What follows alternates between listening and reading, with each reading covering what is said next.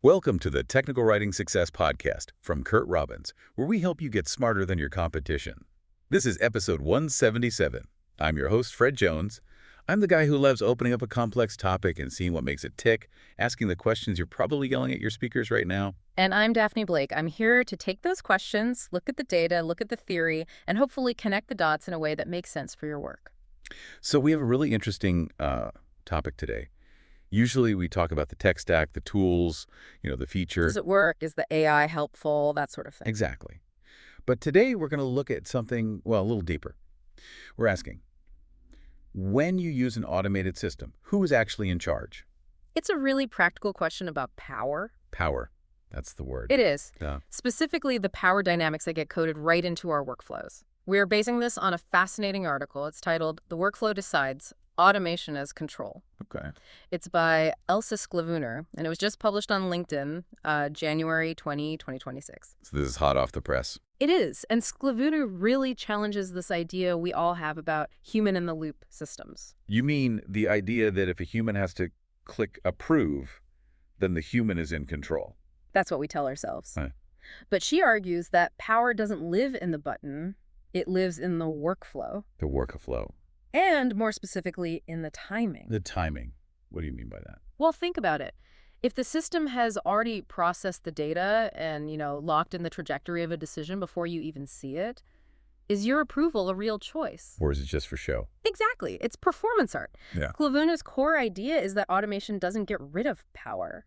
It just moves it. Moves it where? Upstream, into the architecture itself, before you even get to work. Okay, let's use an example. Say I'm a tech writer, and we have a script that auto-generates API docs. Perfect. The script runs, pushes an update, and then sends me an email saying, hey, check this. Right. So in that case, the system has already acted. The draft is made. If you find an error, can you fix it right there? Usually no. I have to go back to the developer, ask for a change in the code, and then rerun the whole pipeline. So who has the power? The pipeline, or whoever built it. Precisely. The power moved upstream. Your oversight, your approval. It's what Sklavounou calls theater. Theater. Ouch. That stings a bit. It's the illusion of control. You're just there to rubber stamp a reality the system already created. But isn't that just how systems work? I mean, aren't workflows supposed to be neutral? Just the plumbing. That is the trap. She says workflows are never neutral. They are political. Political. How? They encode what she calls a theory of trust. Every workflow has a belief about you. It asks, is this user trusted by default, or are they a risk we need to manage? And in most corporate software, I think I know the answer to that one. I think we all do. And that leads to this classification she makes. In any given system, you're one of two things. Okay. You are either a sensor or you are an actor. A sensor or an actor. I'm guessing being a sensor isn't the good one. A sensor is just an input. You provide data. You type text, you upload files, you feed the machine. I have a biological peripheral for the computer. Pretty much. But an actor has agency. They can interrupt the process? They can interrupt, redirect, even stop it. They can say, hold on, this is wrong. And that's the real problem, isn't it? So many systems are built with these irreversible execution paths. Yes. Once you hit go, there's no going back. Or the cost of going back is so high that you just don't bother. Which is the same thing, functionally. The workflow prioritizes forward momentum over your judgment. It's like a train without brakes. And I'm just a passenger watching the errors fly by. Right. You can see the problem, but you can't reach the brake. It's a terrifying thought, but there is a solution. Good. Because right now I'm feeling a little hopeless. Let's take a brief break for a special message from our producer, Kurt Robbins. Hi, this is Kurt Robbins. First, thanks for listening. I truly appreciate your support. I want to let you know that I'm currently accepting new clients. My rates are affordable, and I have more than 25 years of experience working for enterprise companies like Microsoft, Northrop Grumman, Oracle, PNC Bank, FedEx, USAA, and Wells Fargo, among many others. If you want to improve your IT documentation and communications, hire me. I deliver fast, know how to use AI to improve efficiency and accuracy, and love going the extra mile to satisfy my clients. Thank you for subscribing and listening. Back to you, Daphne and Fred. Welcome back to the Technical Writing Success Podcast. Okay, so before the break, we were talking about being a sensor, just feeding data into a system we can't control. But you promised us a way out? Sklavounou has a fix for this, right? She does. And the concept is called architectural keyholes. Architectural keyholes. I like that. What does it mean?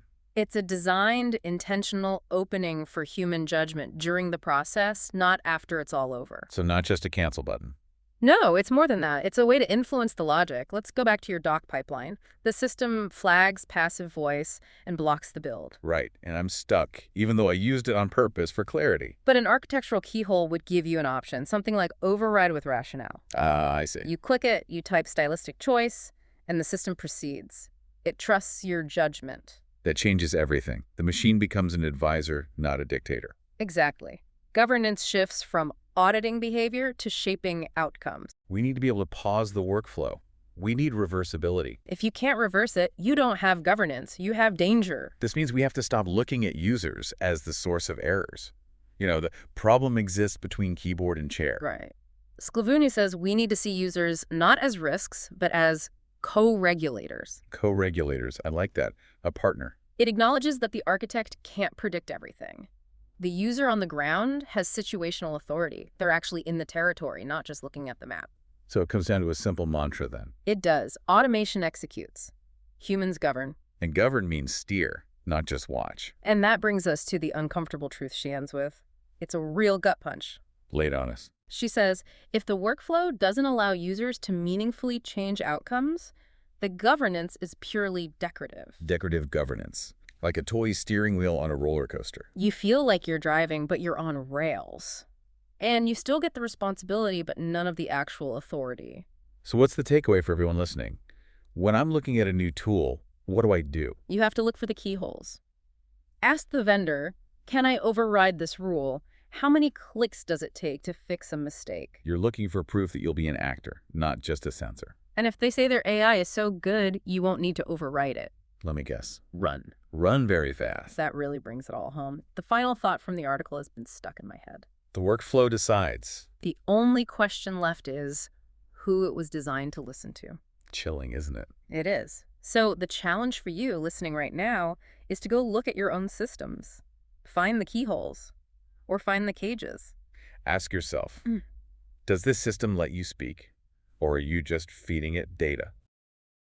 Thank you for listening to the Technical Writing Success Podcast from Kurt Robbins, where we help you get smarter than your competition. Remember to like, subscribe, comment, and share. We'll see you next time.